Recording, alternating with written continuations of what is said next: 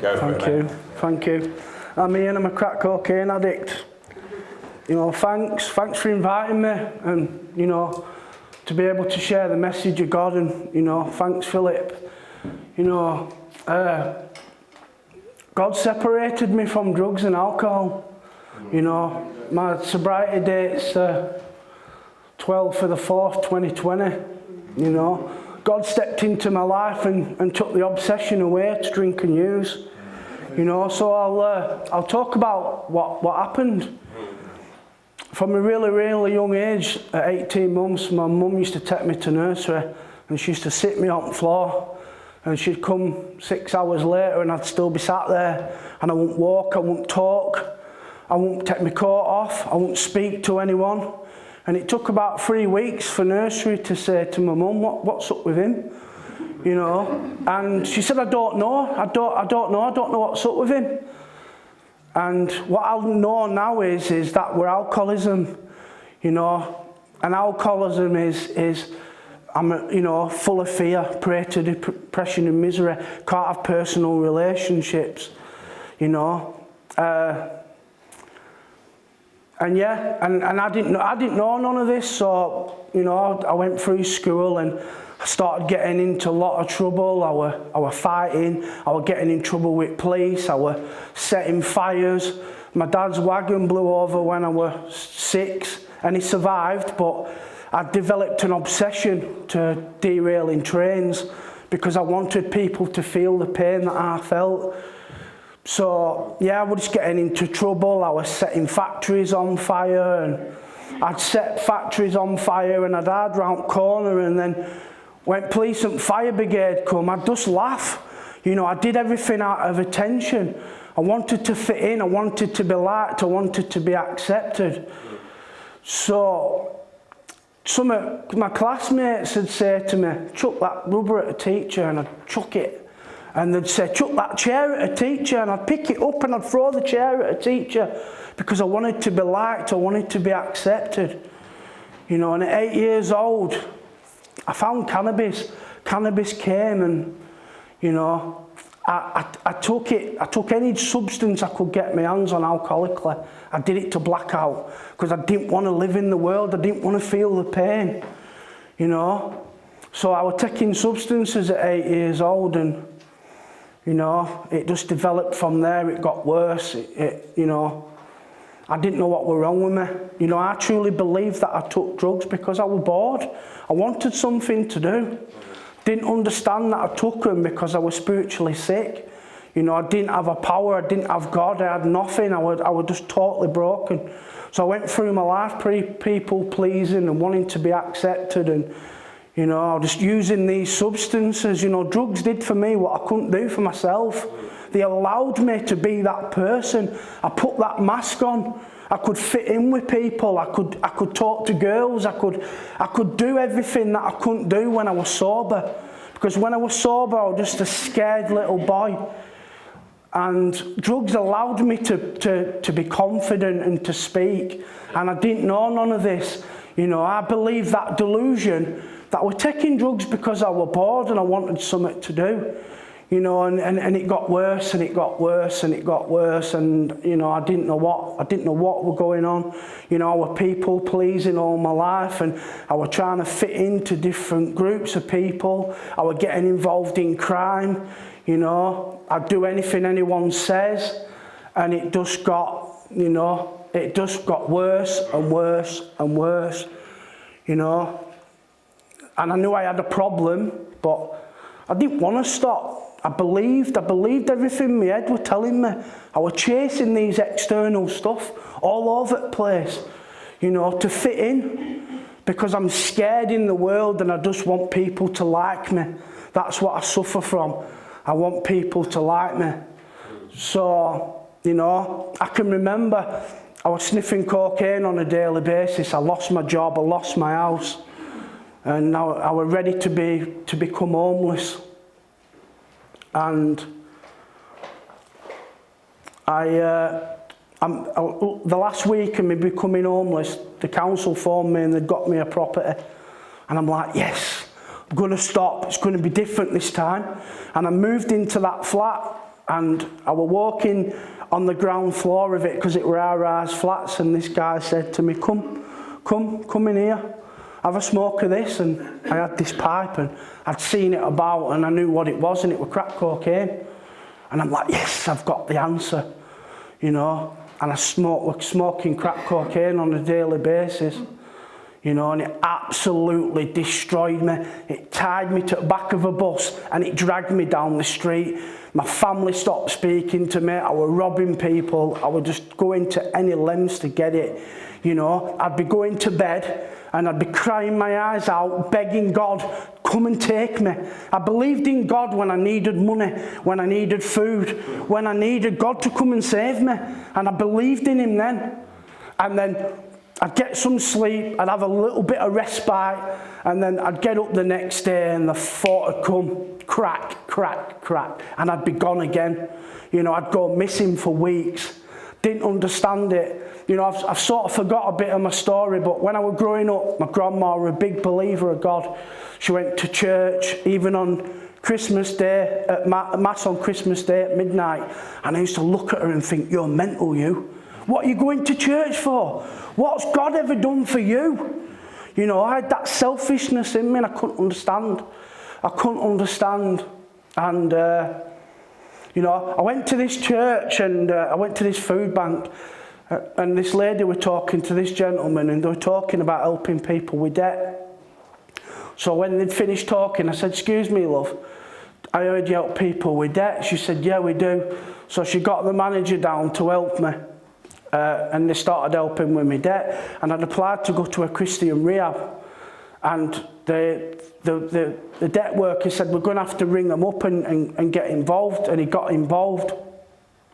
And next minute I get this letter saying that I'd been declined. I'd been for the assessment, I'd been accepted, and then all of a sudden I'm getting this letter saying you can't go in, and I'm blaming everybody. I'm blaming God, I'm blaming the church. And I had massive resentment. And what happened I carried on using for 8 months. I carried on putting the substance into my body that were going to kill me. You know, crack cocaine were killing me. You know, I got admitted into hospital because black were coming up and both ends, and I just didn't know what to do. And I got an ambulance and I had multiple ulcers. I had 13 ulcers from there into my stomach, and they're all bust. You know, and the doctor came and he said to me, Ian, you smoke crack cocaine again and you're going to die. And I'm like, won't do it again, promise. I'd literally walked out of the sliding doors at the hospital and I'm on the phone. Can I have some more? Can I have some more? I could not stop. And what happened is this guy called Will, who lived in the block of flats where I lived, and he was from Barbados, and he used to say, come to church with me, man. And I'm like, no, God, no, keep away from me. Don't talk about that word to me. And he kept saying it, and he kept saying it, and he said, come to church with me, man. Come to church with me, man. And this day, this what I call God consciousness went, Ian, just go. And I did, and I went, and I met a guy in this room called Stuart, and you know, I kept telling him that I was broken, and you know, he must have got fed up of me saying it, and he said, I can help you, and he put me on to somebody else who gave me this name of this treatment centre, and they said, ring it up. So I rang it up on the Monday, and they said, come for an assessment. And I couldn't even get there. I had no money to get there. And, you know, the gentleman come and picked me up and he took me. And I went for the assessment on the Monday. And by the Wednesday, I was in the rehab. You know, God had been there all along. And I didn't know it. I still didn't know it. I still believed the delusion that it was God's fault. I blamed everybody. I blamed absolutely everybody for everything. You know, if you'd have had my life, you take drugs, you know. And like I say, I went to the rehab and I did the 12 steps. And we used to have groups every morning, and they used to talk about resentment. And I used to think, resentment, that won't take me at that door. They're talking rubbish. You know, what happened is I left the rehab, I graduated, I finished the 12 steps, I found that power that I was looking for, God. I'd found God, what I was looking for, but the resentment was stronger. And what happened is I left the treatment centre, I moved into an house share, and this guy started bullying me, and it took me back to my youth, because I was bullied a lot when I was younger. And I just finished step 1 with an outside sponsor, because rehab, you go to rehab and you don't finish there. You have to do it outside, you know. So I just finished step 1, and I picked up a resentment against this guy. And I rang my sponsor, he's done this, I'm going to kill him, you know. That were at 9 o'clock in the morning, and by 3 o'clock I'm sat in a crack house again, going, how have I got here, what's happened? I didn't even know what had happened. You know, £400 later, I left the house at 5 o'clock in the morning. It was that bad I couldn't even see where I was going. I was on this estate in Leeds, and I couldn't get out of it. Well, like Crystal Maze, I was walking round it for about 2 hours, because I couldn't even see my phone, you know. And I messaged my sponsor while I was using, and he said to me, when you're sober tomorrow, give me a call. And I did. I got home, I got to bed, and I woke up and I phoned my sponsor. And I'm in a fellowship called Cocaine Anonymous, which has saved my life. And there's 9 questions to qualify me back into fellowship, and he qualified me back in, and he asked me one question, and one question only. Ian, are you ready to stop? Are you ready to give this up? And I did, and that was the 12th of the 4th. That was Easter Sunday, 2020. You know, and I took on the suggestions, and I worked the 12-step program to the best of my ability. You know, I found this God again, which, you know, I thought I'd lost it. I thought I'd lost it. Because what I didn't realise earlier is when I was seeking God all this time, you know, and I'm expecting God to turn up with a Ferrari and give me loads of money at bank and, you know, give me a massive house. He's not going to give it me. I was seeking him for selfish gain, you know, and that's why God wasn't there, you know. And the other thing is I were filled with substances. I was filled with drugs and alcohol. And, yeah. So I surrendered and I took on the 12 steps, and I did them properly. You know, that's the 12 steps of Alcoholics Anonymous, you know, and I worked the program.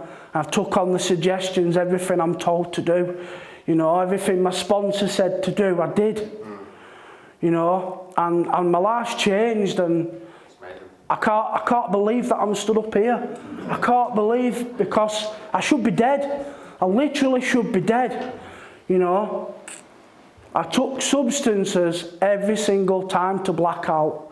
You know, I've blacked out, I've been drunk, and I've slept in bush shelters, I've slept all over the place, you know, and I just didn't know what was wrong with me. And, you know, when I went through the 12 steps, and I read the book with my sponsor, and I related my experience to them 12 steps, and, you know, the book were wrote in 1939, and I'm thinking, well, what's that got to do with me? You know, it's 80 years old, and I'm thinking, what's this got to do with me? But I related to it. I identified as an alcoholic. And when in Bill's story, when he talks about his ego, and you know, he were a stockbroker, and he used to fixate on money, and he always used to end up back into that place. You know, always end up taking drugs again. You know, I learnt what I suffered from. I learnt that I was an alcoholic, and I learnt that I need that 12-step program.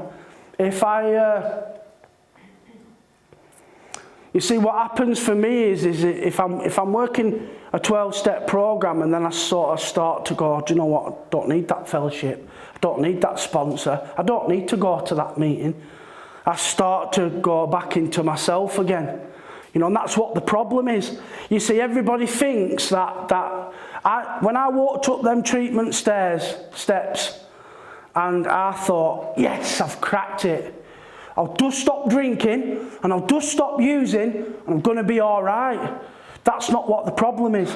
The problem is me. The problem is I'm selfish and I'm self-centered, you know, and I've no power. I've no God in my life, you know. So I'm thinking that drugs are the problem, and that if I just stop the drugs, Ian can walk away scot-free.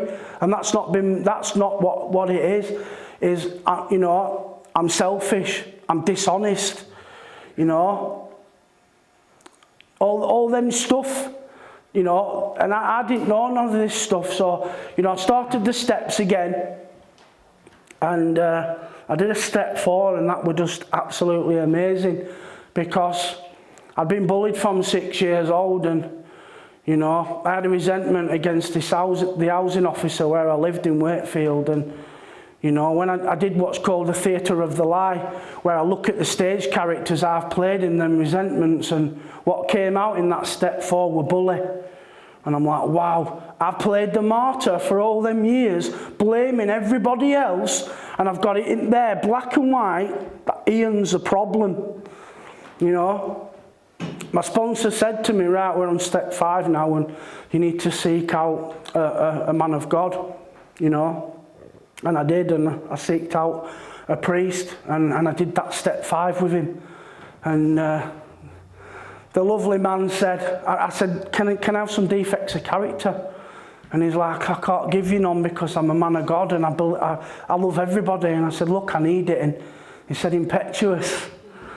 And yeah, that's one of my defects. So in step 6, I got a list of these defects. And I had 16 character defects. Selfishness, judgmental, dishonesty, you know, all this stuff. And, you know, step 7, and I pray to God to have them removed. And for me, it's, you know, some people say in the programme that you pray to have these defects of character moved, to go, and you pray and they go. That's not my experience, because these defects of character, they come back. They come back every day. You know, I can get up at 9 o'clock in the morning and I can pray to God. I can ask for these defects of character to be taken away, and at 9:10, I'm back in self-will again. You know, I had this incident where I prayed and I went to the post office to check so I was having my passport returned, because I was getting a new passport, and the woman charged me £4 to return it, and I'm going, £4, you know, and I'm swearing, and you know, and I'd only prayed 10 minutes before. You know, I'd prayed for God to remove the defects, and then 10 minutes later, I'm back into self again. Yeah. You know, but the thing is practicing it on a daily basis, and, you know, and I get better, and I get more aware, and I love step 9. You know, step 9, it gives us these promises, you know, that if I work the steps to the best of my ability, I'll be promised that I never ever have to pick up a drink or drug again. You know, I never ever have to use a substance, providing I do these steps on a daily basis. You know, and I love step 12 as well. You know, carrying the message to the still suffering addict. You know, going to meetings. You know, coming here today, I'm doing a step 12. I'm helping others, you know, because the problem is Ian, problem is selfishness. So how do I get rid of selfishness? I become selfless. I help other people, you know. I haven't got any sponsees at the moment, but a sponsor is someone that takes you through the 12 steps. So my sponsor took me through the 12 steps. Now I can do that. I can work with other people now and take other people through the 12 steps to show them how I recovered. You know, I honestly didn't think I'd ever recover from alcoholism. It says in the big book, we either accept spiritual help or we're doomed to an alcoholic death. And I thought I were gone. I couldn't see a way out, but yet again, that was my thinking. You know, that was self-will. That were Ian trying to think himself out of thinking. Just can't do it. It's my mind. You know, but yeah. And then I never thought I'd find God. You know, I didn't believe there were a God. You know, I only prayed when things were bad and I needed help. You know, When I'm dying from crack cocaine, I'll pray to God, you know. But when everything's good in my life or whatever, I never believed it. And I looked at my grandma and I thought, you're mental, you know. I loved her with all my heart, don't get me wrong, but I could not see. I could not see the truth from the false. And, you know, what I truly believe is all that praying that she did. That day when that God conscience came in and said, go to that church, that was the power, that was God saving my life, you know. I cannot believe that I'm stood here, you know, because I should have been dead. And, you know, God's, you know, like I said, God doesn't give me what I want, He gives me what I need, you know. And He's given me a beautiful girlfriend, He's given me an house, you know. You know, I live all right, you know, I don't struggle, you know. A lot of my, you know, I used to be very depressed and I used to have a lot of anxiety. And what I've found doing the 12 steps is it takes, you know, I'm not fearful like I used to be. You know, from being that scared little boy on that nursery, you know, on that nursery carpet to even to be stood here today, that's not me, that's God. That's God. What God does for me is that, you know, I can't run my own life. I can't manage my own life because on Ian's will, I'm smoking crack cocaine in that car park. I'm in your toilet smoking crack. When I'm in God's will, do you know what? The thought don't even come in. You know, I can go into shops. It don't bother me. You know, like obviously I were bad with drink, and I can go into shops and, you know, and I see someone were buying drugs on my street on Friday night, and I looked up and I went, thank you. That's not me anymore. You know, that's not me. I don't have to be that person anymore. You know. So, yeah, I'd have never thought I'd be stood here, and it's the first time I've ever done this. You know, so, and I had loads of stuff to say, and then soon as I went, I'm here and I'm an addict, it just went, and it's emptied, and I'm like an empty water, I'm like a goldfish at the bottom of a tank, just gasping for air. But yeah, it's amazing, you know, it's amazing what God does. You know, it's amazing the power, you know, and it's amazing that the people, you know, that it's fallen into place, because I believed nobody cared about me. They hate me. They're all laughing at me, you know. And certain people in my life have stepped in at certain times, and it's all fallen into place, you know. If I hadn't gone to the first church, you know, if they hadn't rejected me for rehab, then I could have gone to the second one. And I wouldn't have met, you know, Will wouldn't have been there, then Stuart, and, you know, John's become a big part of my life as well. And, you know, what I used to do is when someone mentioned the word God is, I used to grit my teeth. I just go, don't say that word, you know. And now it's an honour to talk about God, to come and spread the word that, do you know what, you can recover from alcoholism, you can recover from addiction, you can recover from any obsession. You know, you've just got to work at it. You know, I had to do the 12 steps for me. That's the only thing that saved me. You know, I tried so many times to do it myself. You know, Mum took my bank card, you know, do this, do that. I went to doctors on a number of occasions, and the doctor just said, Ian, just stop. Well, if I could stop, I wouldn't be here now. You know, I could not stop on my own power. I tried everything. And like I said, God's been my saviour, you know, and yeah, I'm just, you know what, I'll never ever underestimate the power of God again, because if He can change me, It can change anybody. You know, I were hopeless. I were absolutely hopeless. I were dying, you know. Crack cocaine were killing me. There were no two ways about it. It were killing me. You know, I could not stop it. You know, I cried, and I tried myself, and it just weren't happening. And, you know, I weren't eating, I weren't sleeping. You know, I was robbing people. I was robbing my friends. It got that bad that my mum had to move counties away from me.